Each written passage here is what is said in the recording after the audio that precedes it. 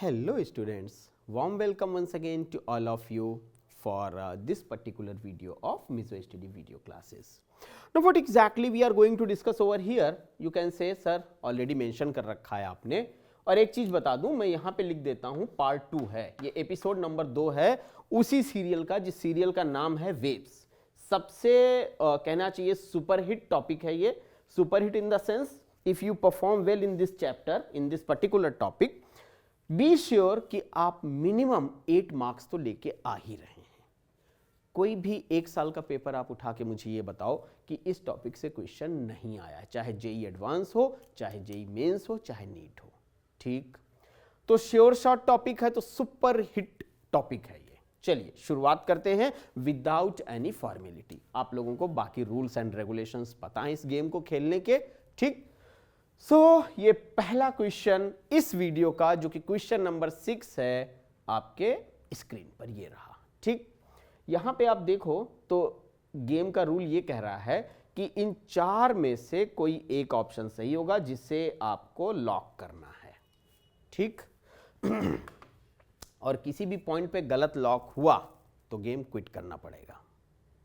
15 लाख लोग बैठ रहे हैं और 8000 एडमिशन होने हैं, ध्यान रखिएगा। ठीक है, चलिए शुरू करते हैं। एक्चुअली मैंने इस क्वेश्चन को इसलिए पिक किया, y is equal to A sine के x minus omega t, y is equal to A sine omega t, ये फॉर्म सारे बच्चे जानते हैं। होता क्या है कि जो एक्चुअल इक्वेशन है ना वेव की, उसे आप लोग या तो पढ़ते नहीं हो या पढ़ने के बाद भूल जाते हो कि ये तो पता नहीं क्या था, और वो इक्वेशन हाँ वो तो याद है, y is equal to A sine के एक्स माइनस ओमेगा टी। तो प्लीज मैंने सोचा कि चलो एक डिफरेंट मोड से हम इसको पिक करते हैं।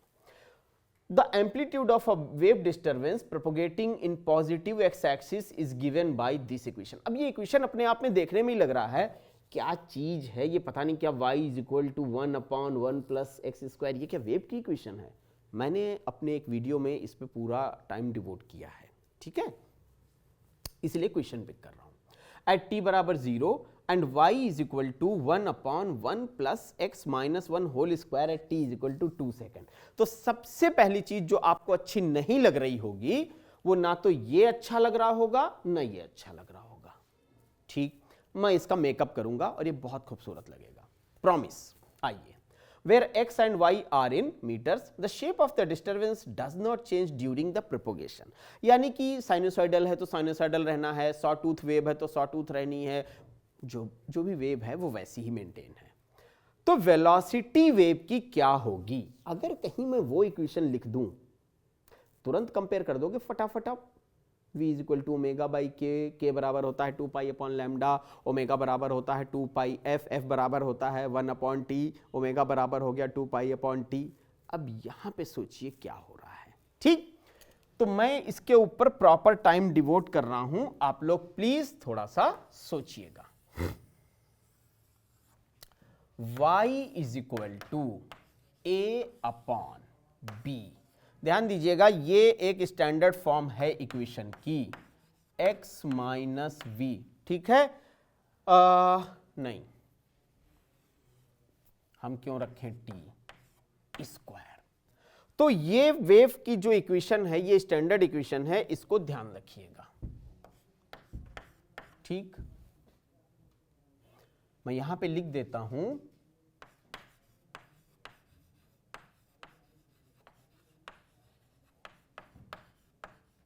खुश। अब अगर हम लोग कंपेयर करना शुरू करें तो कर सकते हैं, लेकिन वेट नहीं करिए, अभी वेट करिए थोड़ा सा। ठीक है, तो v यहां पे क्या है? यहां पे v है वेव वेलोसिटी।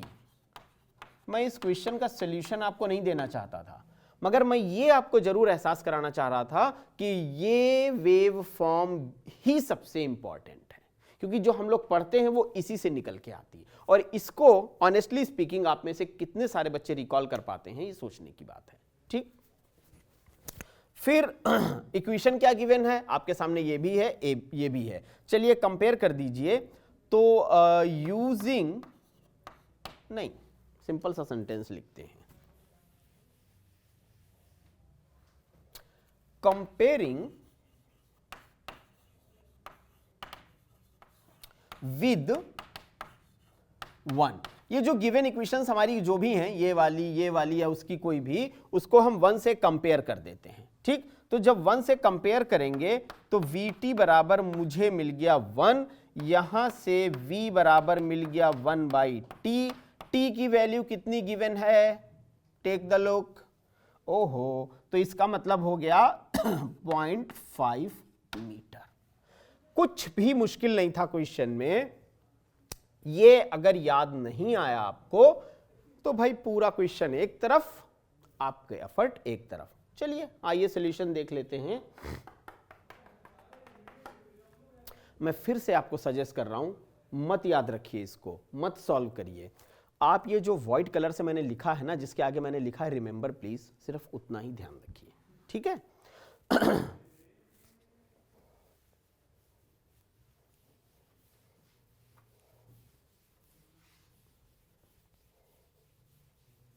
इन क्वेश्चंस का मेन पर्पस हमारा यही है mizostudy.com में, कि आप लोग इस चीज को फील कर सको, what is important, what is more important, what is you can say with which you can compromise up to some extent। तो ये चीजें हमें पता होनी चाहिए। 7th question, a string of length L, value भी क्यों रखें हम, and mass M is tightly clamped at its ends। मुझे एक चीज इसमें समझ में आ रही है, वो जरा अभी कर लेते हैं। मास पर यूनिट लेंथ, जरूरत पड़ेगी इसकी, अरे ना भी पड़ेगी तो क्या फर्क पड़ता है। तो मास पर यूनिट लेंथ का मतलब हो गया 1 × 10⁻⁻² अपॉन 0.4। जहां जरूरत पड़ेगी वहां पे इसको हम लोग यूज कर लेंगे। ठीक, the tension in the string is 1.6 Newton. Identical wave pulses are produced at one end at equal intervals of time delta t. The value of delta t which allows constructive interference between successive pulses how much? मैं इस question को moderate to difficult category में रखूंगा, ठीक है, क्योंकि actually थोड़ा visualisation इस क्वेश्चन में मुश्किल है। फाइन, तो क्वेश्चन आपके सामने है, क्या हो रहा है वो भी मैंने बता दिया, और कुछ बेसिक रूल्स भी मैंने यहां पे लिख दिए हैं। चलिए इसको जरा सॉल्व करने की कोशिश करते हैं हम लोग, how we can solve it. तो इसकी वैल्यू अगर मैं रखना चाहूं तो 2.5 × 10⁻⁻², आंसर आ गया इसका, मास पर यूनिट लेंथ। इसकी जरूरत जहां पड़ेगी हम लोग उसको यूज कर लेंगे। तो भाई ये काहे की वेलोसिटी है, velocity is equal to T/m। ये तो बेसिक फार्मूला है हमारे पास, ठीक, रख देते हैं इस बेसिक फार्मूले में हम लोग रिजल्ट। तो यहां पे प्लीज ये मत रखिएगा, आपको ये वाला नंबर रखना है, क्योंकि ये हमेशा मास पर यूनिट लेंथ लिया जाता है। कंफ्यूजन हो तो भाई इसको हम लोग ना म्यू रखते हैं, वो ज्यादा बेहतर है, ठीक है। तो वो वैल्यू है 1.6 अपॉन कितना आ रहा है, 2.5 × 10⁻⁻²। इसका हमने लेना है अंडर रूट। इसको जब मैं सॉल्व करूंगा तो कितना हो जाएगा, ये कैंसिल हो जाएगा, और ये ऊपर हो जाएगा 4, नीचे हो जाएगा 5, ऊपर हो जाएगा 100। इसको मैं सॉल्व करूंगा तो v बराबर मुझे आ जाएगा 8 मीटर पर सेकेंड। फाइन, अब देखिए कंडीशन, फॉर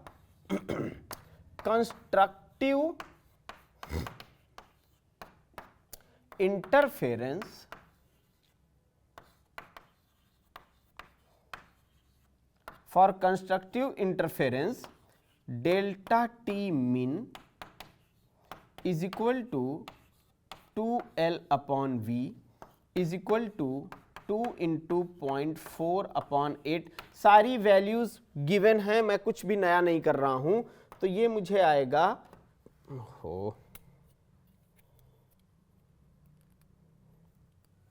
0.105, ठीक है। तो उस पॉइंट ऑफ व्यू पे आंसर हमारा हो जाएगा दिस जब मैं इसको सॉल्व करके रखूंगा, ठीक है, 0.10 second, so therefore answer is in front of you, that is going to be your correct answer. ठीक है, तो ऐसे किसी भी क्वेश्चन में जहां आपको वैल्यूज थोड़ा डिफिकल्ट लगती हैं या नंबर्स थोड़ा सा मुश्किल लगते हैं, तो उसमें कोई बहुत परेशान होने की जरूरत नहीं है, बस बेसिक अप्रोच के साथ आप चलते चलो, obviously you will reach the proper destination point of your solution. ठीक है,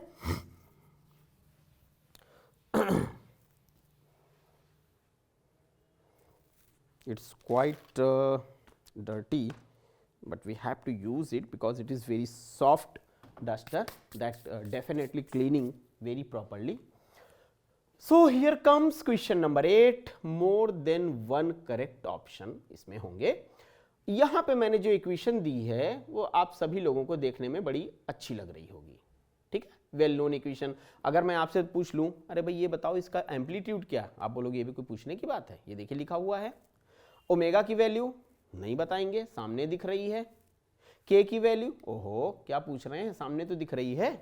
ठीक, तो भाई एक मुश्किल के बाद थोड़ा सा अच्छा क्वेश्चन होना चाहिए। A wave equation which gives the displacement along the y direction is given by this equation, x y metre में है, t is time in seconds।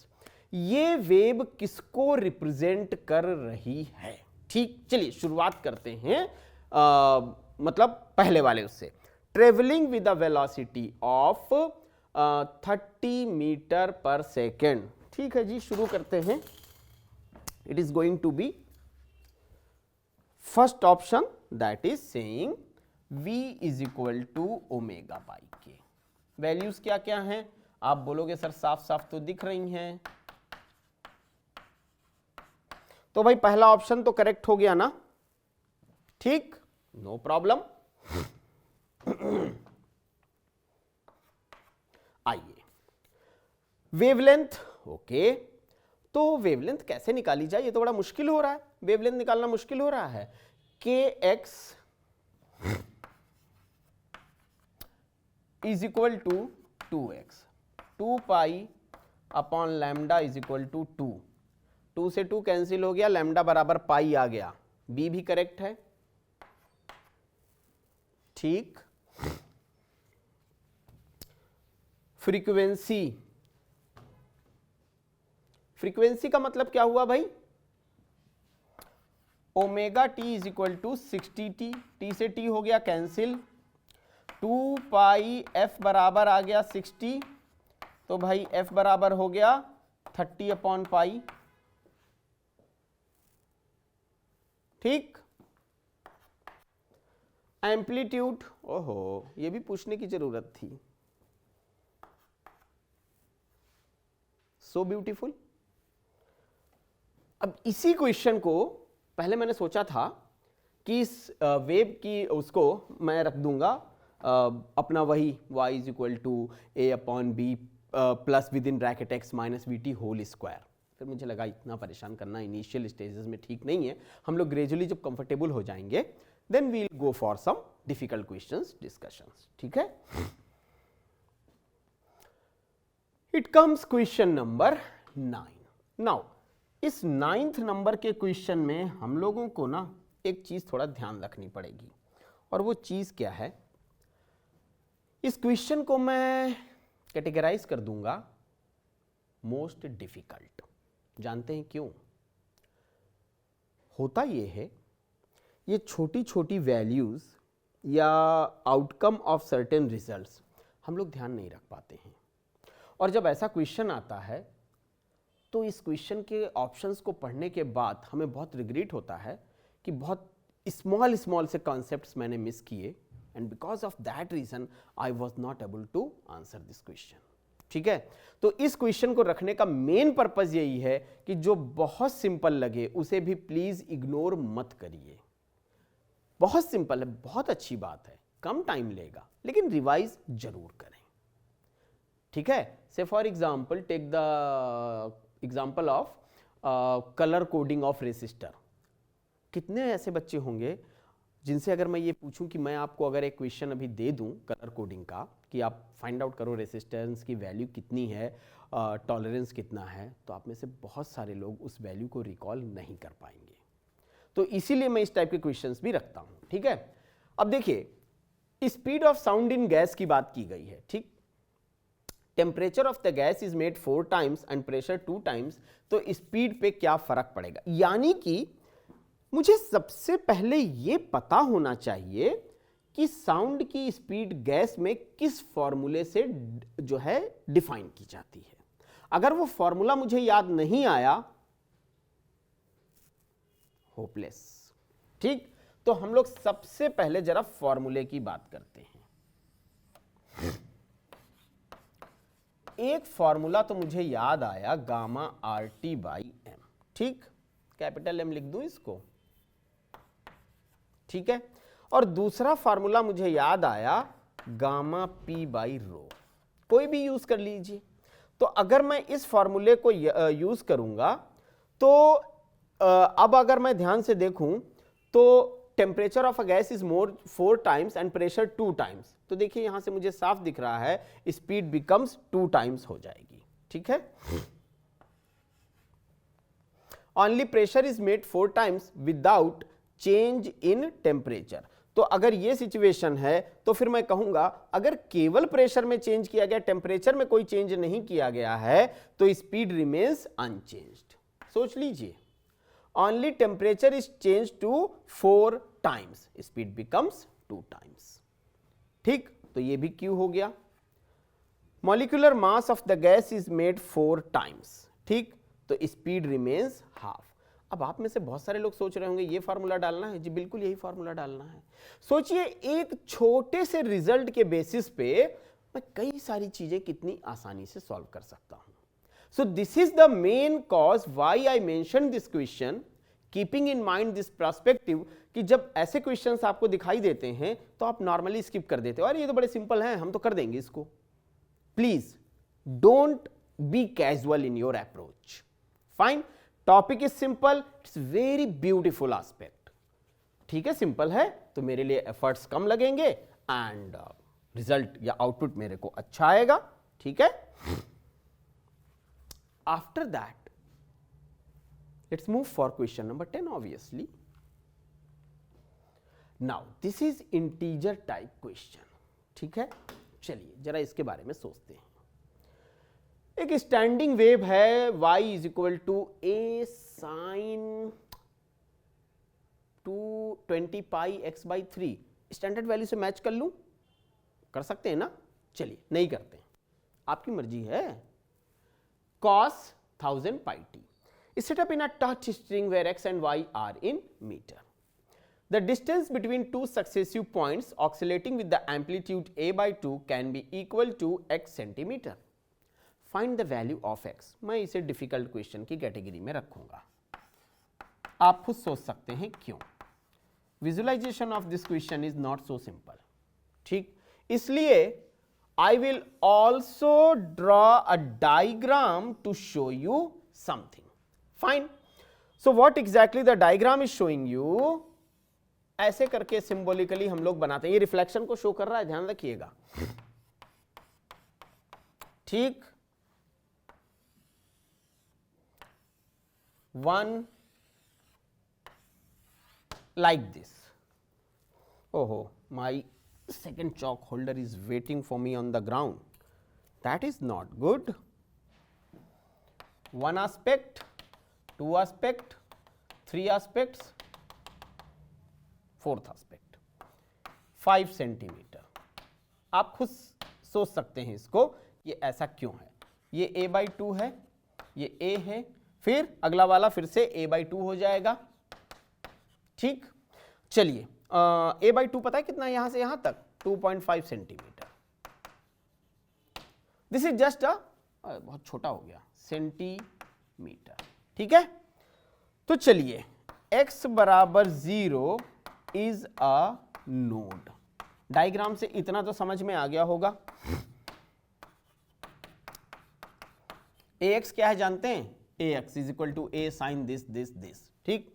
तो ax is equal to a by 2 तो 20 pi by 3 direct values use कर रहा हूं, please mind मत करिएगा। और 20 pi by 3 is equal to pi by 6 और x is equal to 1/40 metres, sorry metre, 2.5 centimetre. ठीक, अच्छा थोड़ा आगे आ जाइए। लैम्डा बराबर होता है 2 पाई बाई के आप इजिली यहां से फाइंड आउट कर सकते हैं इस वाली वैल्यू से। तो वो के की वैल्यू अगर मैं रख दूंगा तो लैम्डा बराबर मुझे आएगा 30 सेंटीमीटर।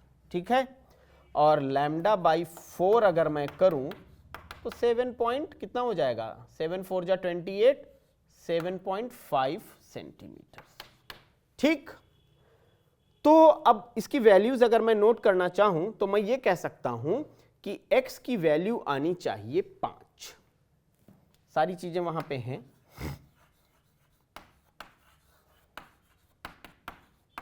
ये इंटीजर नंबर है जो इस पर्टिकुलर क्वेश्चन का आंसर है। वो डायरेक्ट देखिए डायग्राम में भी मैंने यहां पे शो कर दिया है और उसका सॉल्यूशन भी यहां पे शो कर दिया। मैं हट जाता हूं, I will request camera person to please show only this, मेरी जरूरत नहीं है अभी।